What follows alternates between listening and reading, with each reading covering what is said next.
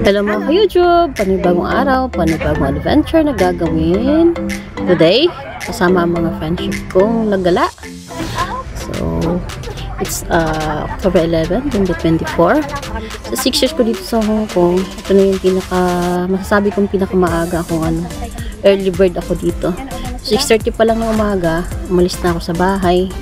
Kasi 8 AM yung namin, yung usapan namin na magkikita-kita sa may bandang Sai Kung Pier, which is isang oras kalahati din yung biyahe papunta sa pier. So yun, nakarating naman ako on time at 8.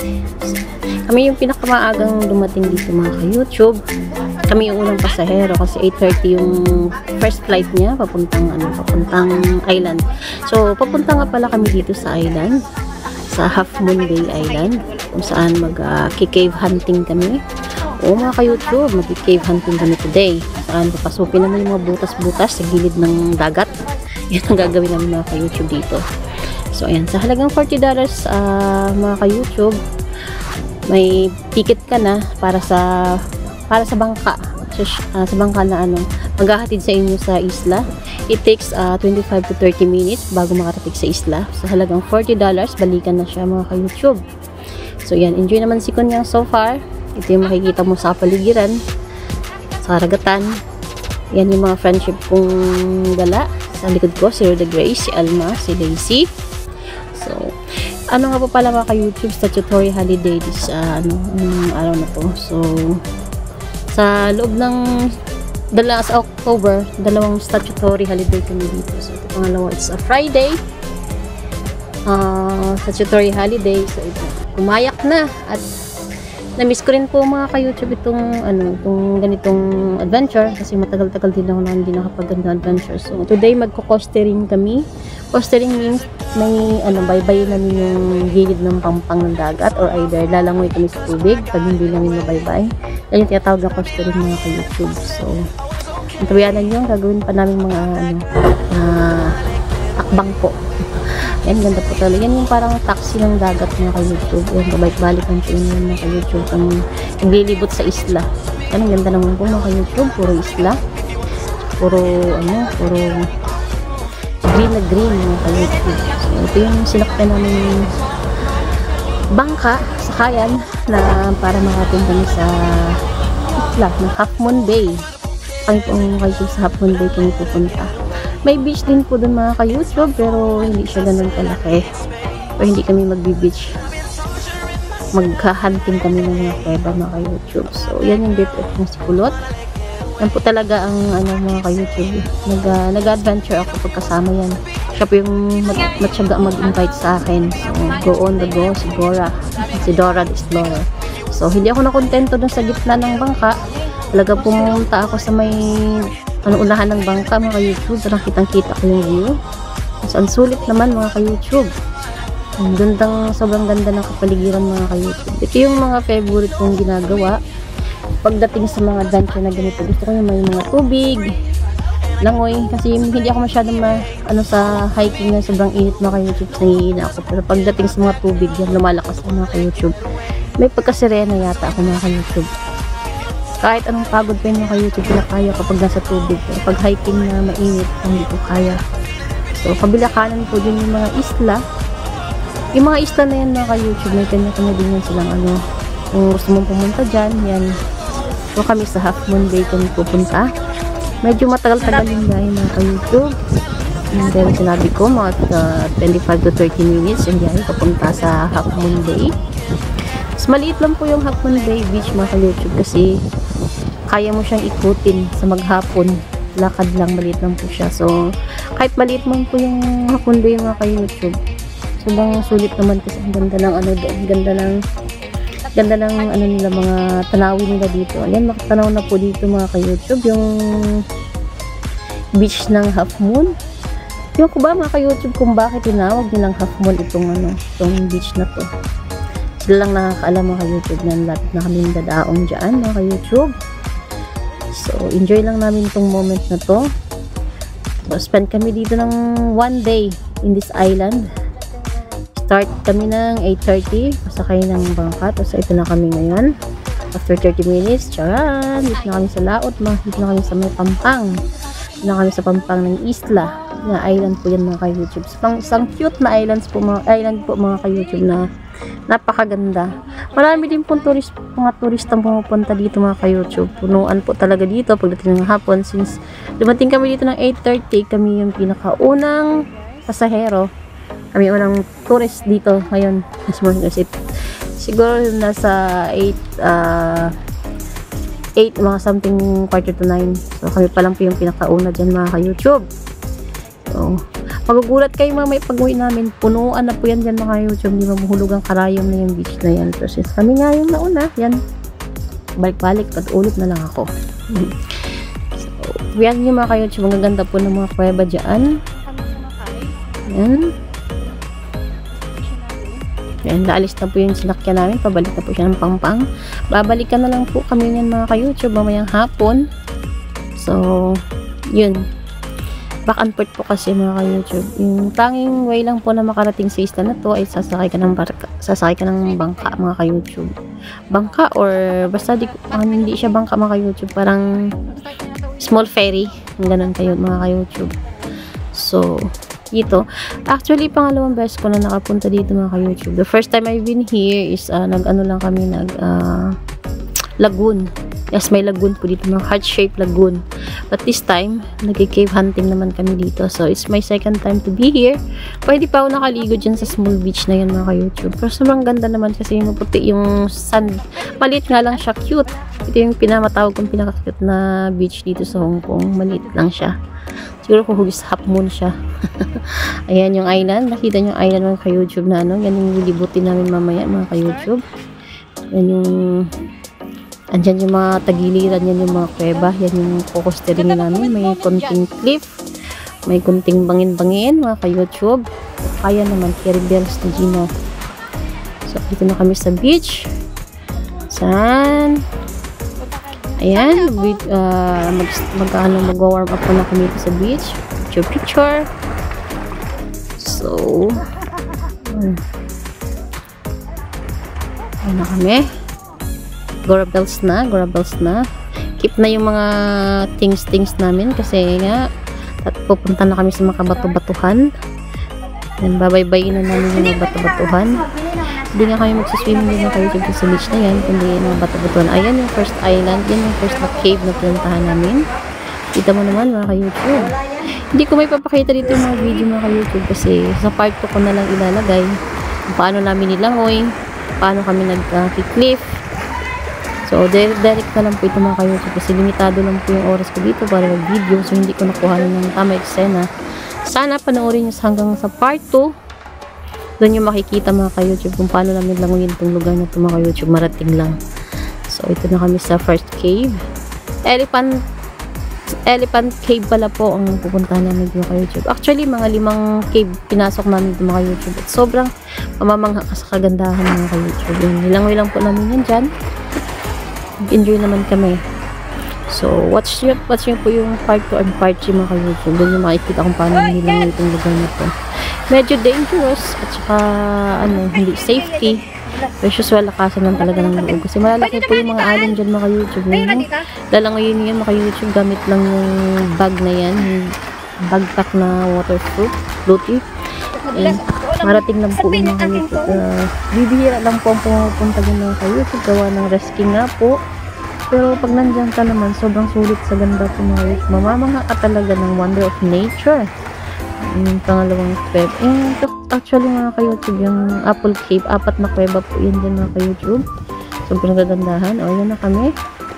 Yan, magkabila yan. Another kuweba naman po mga ka-YouTube. Medyo malalim po yung mga kuweba dyan mga ka-YouTube. Pwede nga pong tumira dyan sa loob kung gugustuhin. Yan lang, kami kayo pagbunuan ka sa mga alon pag tumaas yung mga alon. So, diba? Enjoy na enjoy mga ka-YouTube. So, ganyan lang kami pag nagkukustiring video, picture. Masaya lang po balikan. YouTube pagdating ng panahon, makikita ko pa. Kung tatandaan naman ako, abutin mo ng katandaan. Ganun talaga life mga ka-YouTube. Mapanood ko pa itong mga eksenang ito. So, for memories to keep na rin mga ka-YouTube. So, enjoy life here in Hong Kong. At saka, habang medyo malakas-lakas pantuhod, yan yung si Alma. Tutulungan niya ako makababa kasi hirapan ako makababa. Kasi sa amin, di bang mga kasama din mga ka-YouTube, ako yung medyo mabigat katawan. Ako yung mabigat sa kanila, kaya medyo nahuhuli-huli ako mga ka-YouTube. Yan, bit-bit na yung bag ko. Mega love shout out kay Alma. Ang bait. Para lang makababa ako, binitbit niya yung bag ko, papasok sa kuweba. Ito naman yung second kuweba mga ka-YouTube.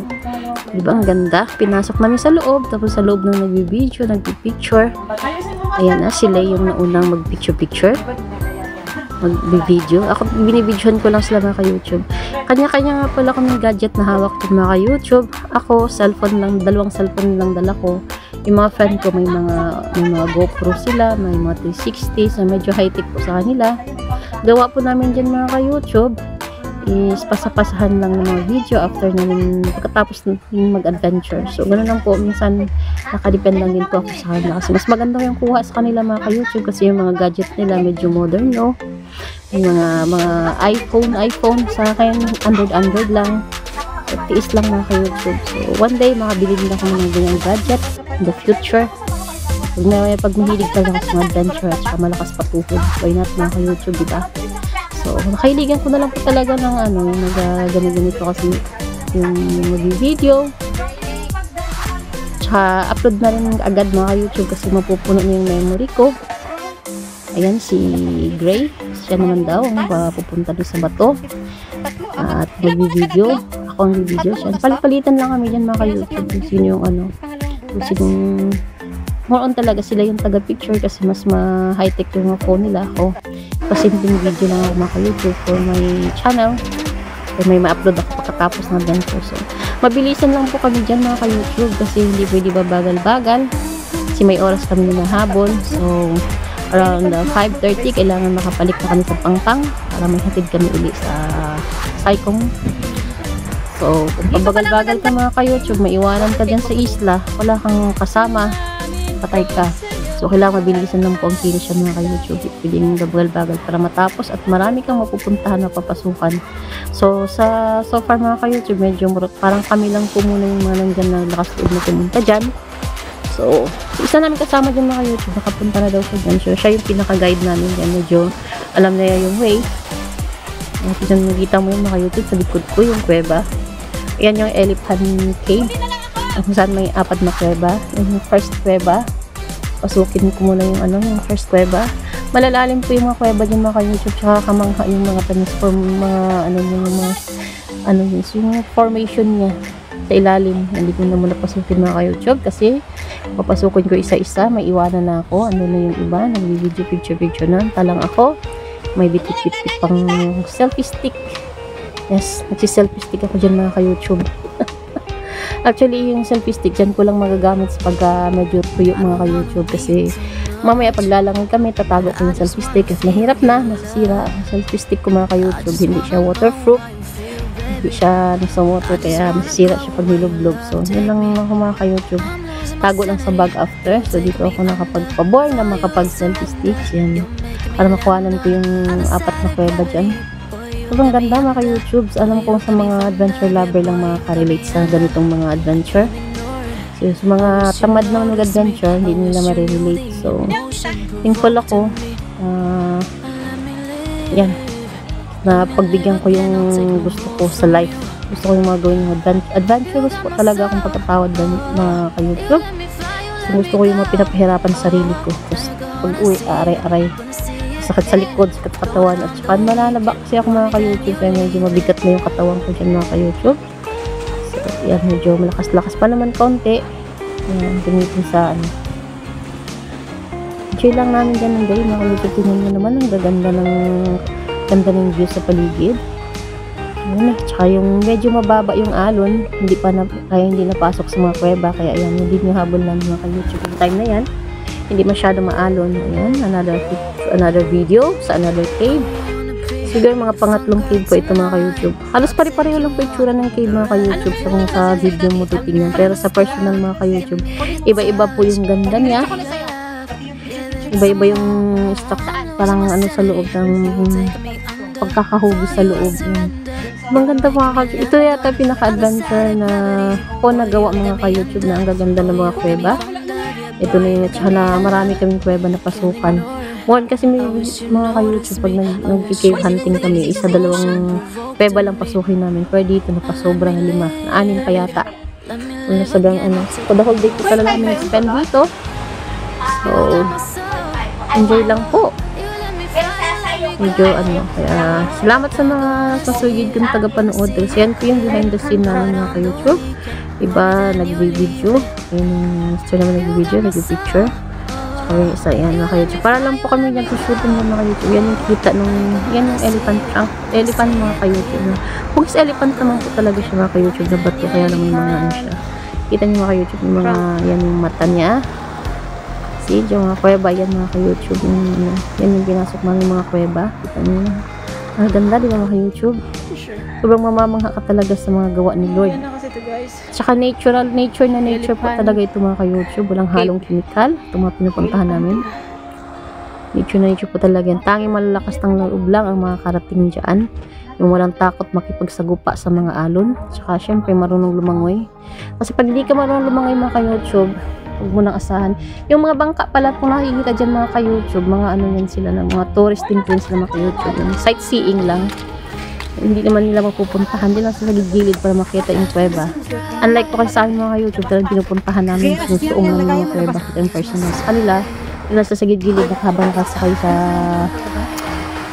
bangka. Yan, itingnan nila yung ano. So, mas iba kami, kakaiba kami mga ka-YouTube kasi personal namin pinupuntahan. So, ayan yung pinakamalawak na kuweba na napunta ng mga ka-YouTube. Yan yung pang-4 na kuweba. Malawak po yan sa loob. Sobrang mga ka-YouTube. Diyan po sana kayo magkatanghalian. Kaya lang naisip namin baka biglang tumaas yung tubig papasukin ng kuweba. Delikado. So, pinasok namin yung pinakamalawak na kuweba dyan mga ka-YouTube. Ang ganda po dyan sa loob. Sobrang lamig. Para ka na sa langit.